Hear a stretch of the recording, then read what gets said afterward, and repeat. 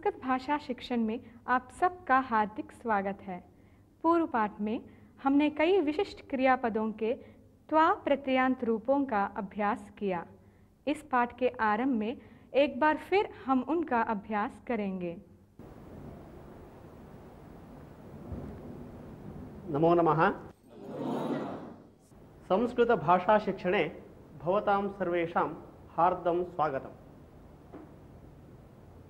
पूर्वतनपाठे भवन्तः त्वा प्रत्ययान्तस्य किञ्चित् रूपं ज्ञातवन्तः। इदानीं वयं तस्य किञ्चित् पुनरभ्यासं कुर्मः। अहम् एकं वाक्यं वदामि, अनन्तरं भवन्तः एकैकं वाक्यं वदन्तु। अहं जलं पीत्वा पाठं पठामि।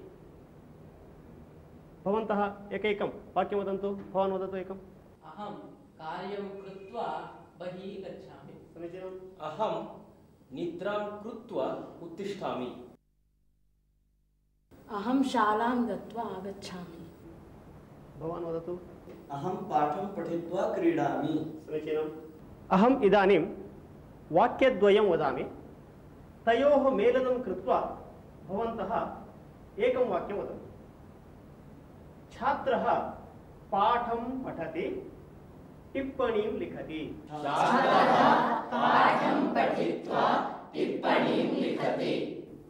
कृषकः भूमिं खनति, सस्यं रोपयति।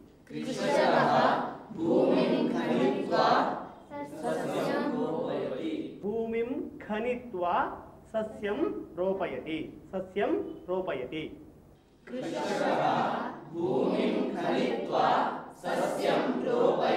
उत्तमम्। कृष्णः रथं स्थापयति, अर्जुनम् उपदिशति।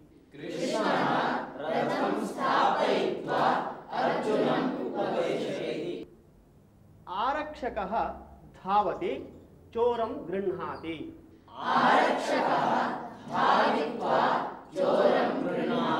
समीचीनम्। बालिका नृत्यति, जनान् तोषयति।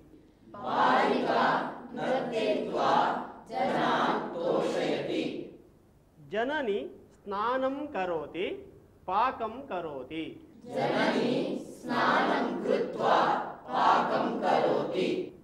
छात्रः अध्यापकं पश्यति, नमस्करोति।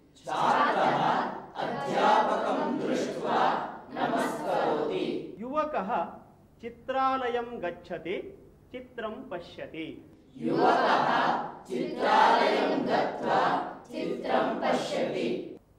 पूर्वतनपाठे वयम् उदित्वा, नर्तित्वा, उक्त्वा, पक्त्वा, रुदित्वा, दग्ध्वा, स्थित्वा, इष्ट्वा इत्यादि विशिष्टानि रूपाणि ज्ञातवन्तः। इदानीं तेषाम् उपयोगं कृत्वा वाक्यानि वदन्तु। कः वदति? आरम्भे वदतु। नृत्याध्यापिका स्वयं नर्तित्वा छात्रान् पाठयति। उत्तमम्। शिक्षकः कथाम् उदित्वा बालान् सन्तोषयति। पुनः वदतु। शिक्षकः कथाम् उदित्वा बालान् तोषयति। समीचीनम्। अहं श्लोकम् उक्त्वा सर्वान् तोषयामि। समीचीनम्। पाचकः तण्डुलं पक्त्वा अन्नं करोति। समीचीनम्। अहं रुदित्वा निद्रामि। समीचीनम्। अहं स्थित्वा गीतं गायामि। अहम् इष्ट्वा संस्कृतं पठामि। अहं विद्यालयं गत्वा पाठं पठामि। पूर्वतनपाठे वयं तुमुन् प्रत्ययान्तरूपाणि कानिचन ज्ञातवन्तः। इदानीं तस्य पुनरभ्यासं कुर्मः। अहं कानिचन वाक्यानि आरम्भे कथयामि, अनन्तरं भवन्तः एकैकं वाक्यं कथयन्तु। अहं शालां गन्तुम् इच्छामि। सः पाठं पठितुं शालां गच्छति। बालिका टिप्पणीं लेखितुं लेखनीम् अन्विष्यति। मम पिता कार्यं कर्तुं कार्यालयं गच्छति। वदतु, भवान् वदतु। बालकः मुखं प्रक्षालयितुं स्नानगृहं गच्छति। समीचीनम्। अहं पेयं पातुम् आपणं गच्छामि। अहं कन्दुकं दातुं मित्रस्य गृहं गच्छामि। समीचीनम्। जनाः चलच्चित्रं द्रष्टुं चित्रमन्दिरं गच्छन्ति। उत्तमं। बालकः पुस्तकं क्रेतुम् आपणं गच्छति। अहं संस्कृतसम्भाषणं ज्ञातुं शिबिरम् आगच्छामि। उत्तमं। बसवराजमहोदयः चाकलेहं खादितुम् इच्छति। अहं क्रीडितुं क्रीडाङ्गणं गच्छामि। समीचीनम्। अहं वैद्यकीयक्षेत्रे कार्यं कर्तुम् इच्छामि। उत्तमम्। अहं ज्ञानं सम्पादयितुं ग्रन्थालयं गच्छामि। समीचीनम्। सर्वाः भजनार्थम् उपवेष्टुं मन्दिरं गच्छन्ति। उत्तमम्। अहं विषयं ज्ञातुं विद्यालयं गच्छामि।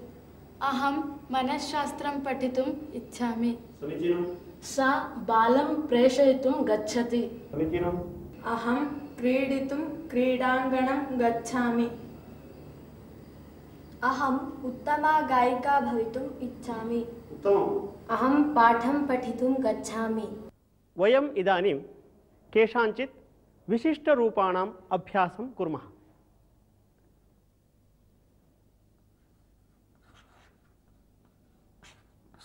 नमति, नन्तुम्,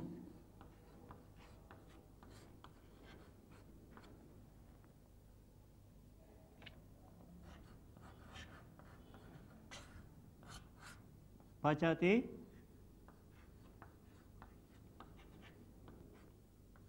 पक्तुम्। अहं वाक्यं वदामि। भक्तः देवं नमति, देवालयं गच्छति। भक्तः देवं नन्तुं देवालयं गच्छति। माता पाकं पचति, पाकशालां गच्छति। माता पाकं पक्तुं पाकशालां गच्छति। इदानीं भवन्तः एतयोः उपयोगं कृत्वा वाक्यानि वदन्तु। वदन्तु। अहं विश्वनाथं नन्तुं काशीनगरं गच्छामि। मम अग्रजः पाकं पक्तुं सम्यक् जानाति। शिष्यः गुरुं नन्तुं गुरुकुलं गच्छति। भरतः रामं नन्तुं वनं गतवान्। समीचीनं, बहु उत्तमम्। अग्रजः पायसं पक्तुं पाकशालां गच्छति। अहं नारायणं नन्तुं वैकुण्ठं गच्छामि। अहं मातरं नन्तुं गृहं गच्छामि। अहम् अन्नं पक्तुं पाकशालां गच्छामि।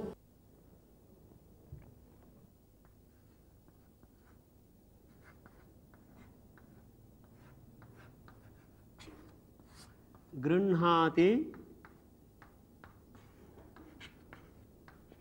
ग्रहीतुं,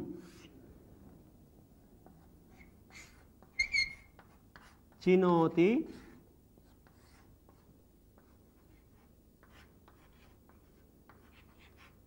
चेतुम्। इदानीम् अहं वाक्यं वदामि। आरक्षकः चोरं ग्रहीतुं धावति। बालकः फलानि चेतुम् आरामं गच्छति। इदानीम् एतयोः उपयोगं कृत्वा भवन्तः वाक्यानि वदन्तु। तेण्डुल्करः कन्दुकं ग्रहीतुं बहु प्रयत्नं कृतवान्। राधा लोकयानं ग्रहीतुं धावति। अहं चन्द्रं ग्रहीतुं न शक्नोमि। अहं पुष्पं चेतुम् अभिलषामि। अहं फलानि चेतुम् आपणं गच्छामि। शिशुः धावति, माता ग्रहीतुं प्रयत्नं करोति। राहुः चन्द्रं ग्रहीतुं वाञ्छति। अहम् उत्तमपुस्तकानि चेतुं नगरकेन्द्रग्रन्थालयं गच्छामि। समीचीनं, बहु उत्तमम्।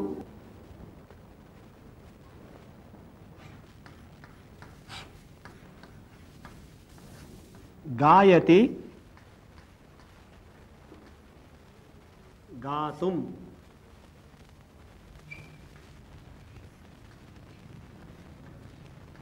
छिनत्ति,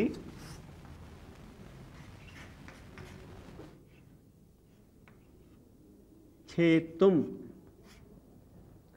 अहं वाक्यं वदामि। अहं सम्यक् गातुं न जानामि। कृषिकः वृक्षं छेत्तुम् अरण्यं गच्छति। एतयोः उपयोगं कृत्वा इदानीं भवन्तः वाक्यानि वदन्तु। मुकुन्दः सस्यं छेत्तुं गच्छति। समीचीनम्। अहं वनस्य वृक्षं छेत्तुं न इच्छामि। अनन्तरं शिल्पा सम्यक् गातुं जानाति। उच्चैः वदतु। शिल्पा सम्यक् गातुं जानाति। समीचीनं। नन्दिता सुन्दरं गीतं गातुं वाञ्छति। उत्तमम्। गर्दभः सर्वदा गातुमिच्छति। अनन्तरं गायिका गीतं गातुं सङ्गीतसभां गच्छति। सङ्गीतसभां गच्छति। समीचीनं। वज्रेण वज्रं छेत्तुं शक्यते। वज्रेण वज्रं छेत्तुं शक्यते। उत्तमं। मम मित्रं सम्यक् गातुं शक्नोति। समीचीनम्। अहम् आम्रवृक्षं छेत्तुं न इच्छामि। समीचीनं, बहु उत्तमम्। इदानीम् अहं कानिचन क्रियापदानि वदामि। तेषां तुमुन्नन्तरूपाणि भवन्तः वदन्तु। क्रीणाति, जपति, तुष्यति, कुप्यति, कोपितुं, जिघ्रति, नयति, कर्षति, कर्षति, क्रष्टुं, स्वपिति, बध्नाति, निन्दति, उत्तिष्ठति, रोदिति, क्रन्दति। बहु समीचीनम्। इदानीं भवन्तः यस्य कस्यापि उपयोगं कृत्वा वाक्यानि वदन्तु। अहं प्रातः 5 वादने उत्थातुं प्रयत्नं करोमि। समीचीनं। राघवेन्द्रः पुराणपुण्यकथां श्रोतुम् इच्छति। समीचीनम्। अहं वस्तूनि क्रेतुम् आपणं गच्छामि। अहं पाकस्य गन्धं घ्रातुं सम्यक् शक्नोमि। अहं वस्तूनि क्रेतुम् आपणं गच्छामि। अहं पाकस्य गन्धं घ्रातुं सम्यक् शक्नोमि। चोरः चोरयितुं रात्रौ सञ्चरति। सन्यासिनः जपितुं हिमालयं गच्छन्ति। शिशुः उच्चैः क्रन्दितुं शक्नोति। शिशुः उच्चैः क्रन्दितुं शक्नोति। कृषिकः भूमिं क्रष्टुं फलं स्वीकरोति। अहम् अल्पेन आहारेण तोष्टुं न शक्नोमि। अहं पुस्तकं नेतुं विस्मृतवान्। उत्तमं, बहु समीचीनम्। अहं विना कारणेन हसितुं न इच्छामि। अहं प्रातः 5 वादने उत्थातुं प्रयत्नं करोमि। बालिकाः 8 वादने स्वपितुं न इच्छन्ति। समीचीनं। नारायणः रोदितुं न इच्छति। उत्तमम्। सा अग्रजस्य हस्ते रक्षां बन्धुं गच्छति। राधा हसितुम् अभिलषति। उत्तमम्। अहम् अन्यान् निन्दितुं न इच्छामि।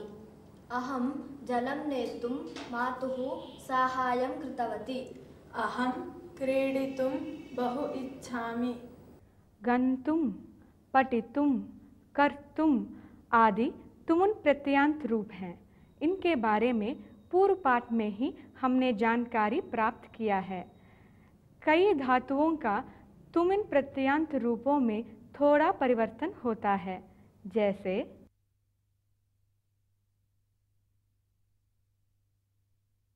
नमति, नंतुम,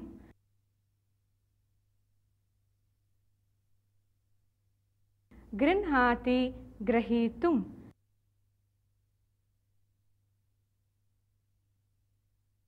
चिनोति, चेतुम,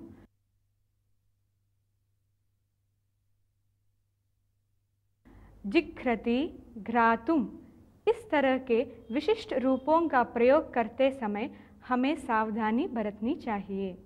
जैसे भक्तः देवं नन्तुं देवालयं गच्छति। अहं विश्वनाथं नन्तुं काशीनगरं गच्छामि। आरक्षकः चोरं ग्रहीतुं धावति। तेण्डुल्करः कन्दुकं ग्रहीतुं बहु प्रयत्नं कृतवान्। राधा लोकयानं ग्रहीतुं धावति। बालकः फलानि चेतुम् आरामं गच्छति। अहं फलानि चेतुम् आपणं गच्छामि। वृक्षं छेत्तुम् अरण्यं गच्छति। मुकुन्दः सस्यं छेत्तुं गच्छति। अहं वनस्य वृक्षं छेत्तुं न इच्छामि। इदानीं वयम् एकं सुभाषितं शृणुमः।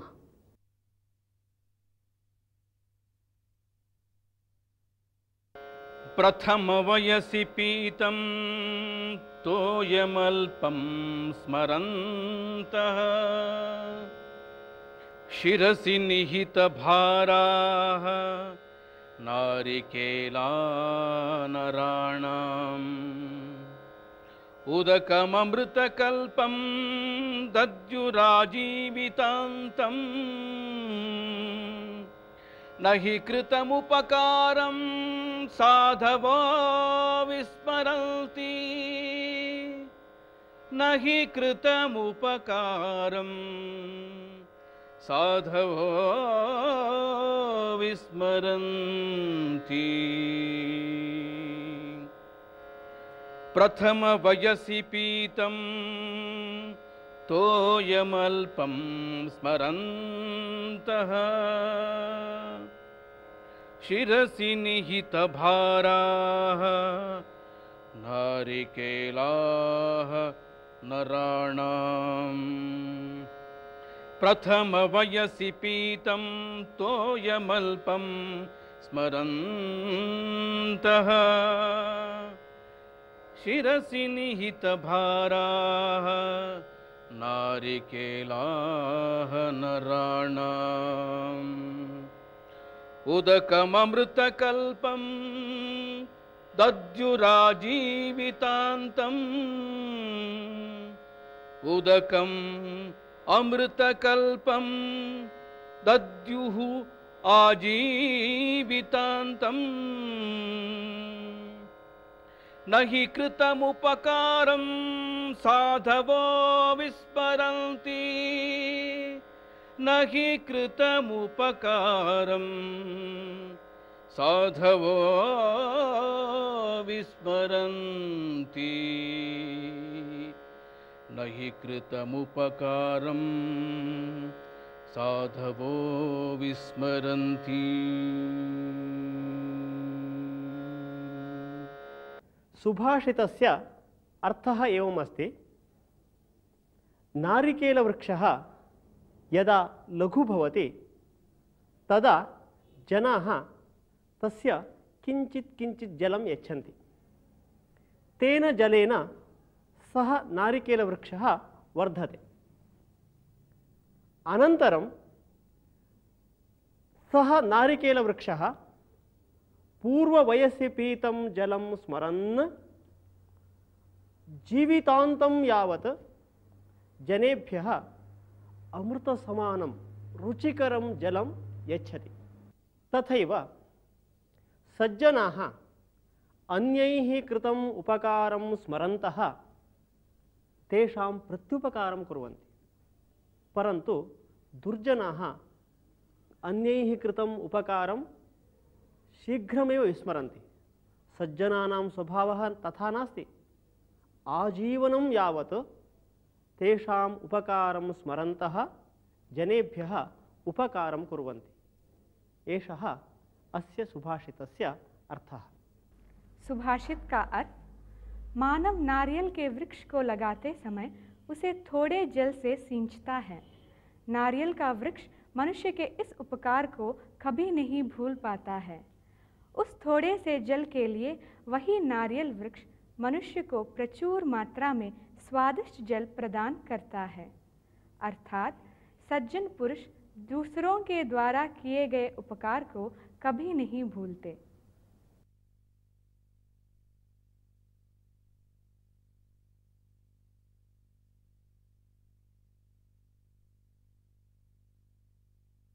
अहम् इदानीम् एकां कथां कथयामि, भवन्तः सावधानेन शृण्वन्तु। एकदा महाराजस्य युधिष्ठिरस्य आस्थानं कश्चन याचकः आगच्छति। सः आगत्य महाराजं पृच्छति, भो महाराज, मह्यं 100 नाणकानि ददातु इति। महाराजः, बन्धो श्वः आगच्छतु, श्वः भवते नाणकानि ददामि इति कथयति। याचकः अस्तु महाराज इति महाराजं नमस्कृत्य गच्छति। एतत् सर्वं पार्श्वे स्थितः भीमसेनः पश्यन् आसीत्। भीमसेनः एतत् सर्वं दृष्ट्वा एकवारं किञ्चित् हसति, हसित्वा द्वारं प्रति गच्छति। महाद्वारस्य समीपे एका विजयघण्टा आसीत्। भीमसेनः तत्र गत्वा विजयघण्टायाः वादनं करोति। तत् श्रुत्वा युधिष्ठिरः विस्मितः अभवत्, यतः यदा पाण्डवसेना विजयं प्राप्नोति अथवा राज्ये विशेषः महोत्सवः भवति तदा एव सा घण्टा वाद्यते। अतः युधिष्ठिरः विस्मितः अभवत्। युधिष्ठिरः भीमसेनम् आहूय किमर्थं घण्टावादं कृतवान् इति पृच्छति। तदा भीमसेनः वदति, अग्रज, अद्य सर्वश्रेष्ठः विजयः प्राप्तः अस्ति, यतः तादृशं विजयम् एतावत् पर्यन्तं जगति यः कोऽपि न प्राप्तवान् इति भीमसेनः वदति। तदा धर्मराजः, किं भवान् विनोदं वदति वा? कः सः विजयं प्राप्तवान् इति पुनः पृच्छति। तदा भीमसेनः वदति, इदानीं भवान् तं याचकं भवता अभिलषितं श्वः दास्यामि इति उक्तवान् किल? एतेन ज्ञायते भवान् श्वः पर्यन्तं निश्चयेन जीवति इति। एषः मृत्योः उपरि दिनपर्यन्तकः सर्वश्रेष्ठः विजयः भवति इति भीमसेनः उक्तवान्। तदा युधिष्ठिरः भीमसेनस्य वचनस्य तात्पर्यं ज्ञात्वा लज्जितः भवति। तदा युधिष्ठिरः तं याचकं पुनः आहूय तस्मै नाणकानि दत्त्वा तं प्रेषयति। कथायाः अर्थः ज्ञातः वा? धन्यवादः। नमो नमः। इसी के साथ अब यह पाठ समाप्त होता है। अगले पाठ में फिर मिलेंगे, तब तक के लिए धन्यवाद।